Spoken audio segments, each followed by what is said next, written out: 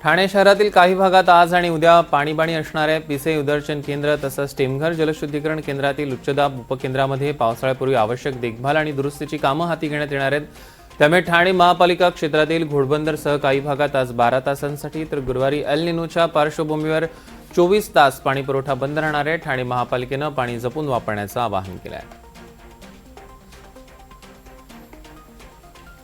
पालघर जिल्ह्याला शेती आणि पिण्यासाठी पाणीपुरवठा करणाऱ्या सूर्या धरण प्रकल्पात मे महिन्याच्या अखेरीस 27% पाणीसाठा शिल्लक आहे। पावसाळा जर लांबला तर पिण्याच्या पाण्याची टंचाई जाणवू नये याकरता पाटबंधारे विभागानं शिल्लक पाणीसाठा वापरावा, काटेकोर नियोजन करावं असं म्हटलंय आणि पाणी संकट निर्माण होऊ नये यासाठी सावधगिरीचा उपाय म्हणून नागरिकांनी पाण्याचा काटकसरीनं वापर करण्याचं आवाहन केलंय।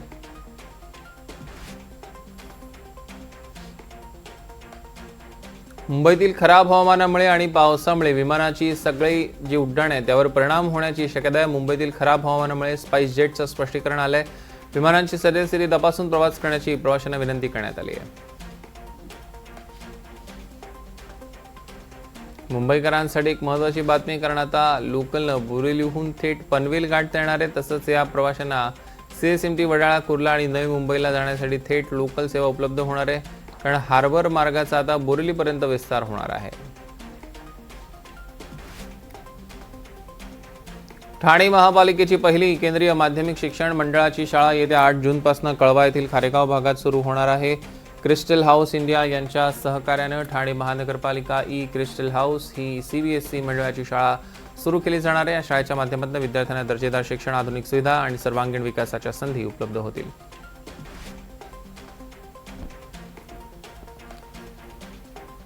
किल्ले रायगडावर होणाऱ्या 5 आणि 6 जून रोजी होणाऱ्या शिवराज्याभिषेक सोहळ्यानिमित्त लाखो शिवभक्तांच्या उपस्थितीची शक्यता लक्षात घेता जिल्हा प्रशासनानं विशेष वाहतुकीचं नियोजन केलं आहे। सोहळा अगदी सुरळीत आणि सुरक्षित पार पडावा, तसंच वाहतूक कोंडी टाळता यावी यासाठी मुंबई गोवा महामार्गावर जड अवजड वाहनांसाठी तात्पुरती बंदी लागू केली आहे।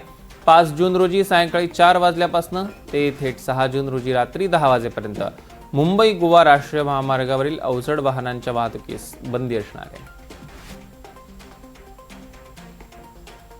शिक्षण संचालनालयानं राज्यातील 11वीच्या केंद्रीय ऑनलाईन प्रवेश प्रक्रियेत सहभागी होणाऱ्या विद्यार्थ्यांना आर्थिकदृष्ट्या दुर्बल घटक आणि नॉन क्रीमी लेअर प्रमाणपत्र सादर करण्यासाठी 3 महिन्यांची अतिरिक्त मुदत दिली आहे। त्यामुळे 11वीला प्रवेश घेणाऱ्या विद्यार्थ्यांना दिलासा मिळाला आहे। अनेक विद्यार्थ्यांकडे प्रमाणपत्र उपलब्ध नसल्यानं त्यांना पहिल्या फेरीमध्ये प्रवेश घेण्यात अडचणींचा सामना करावा लागतोय।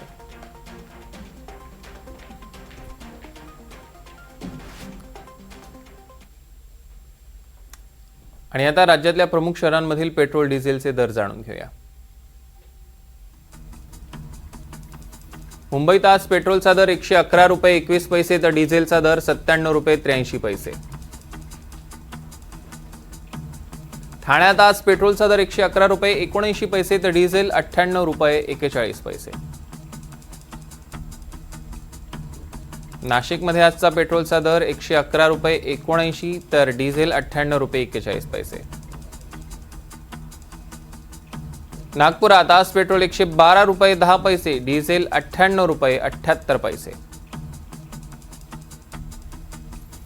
आणि छत्रपती संभाजीनगरमध्ये पेट्रोलचा दर 112 रुपये 38 पैसे, डिझेल 99 रुपये 1 पैसे।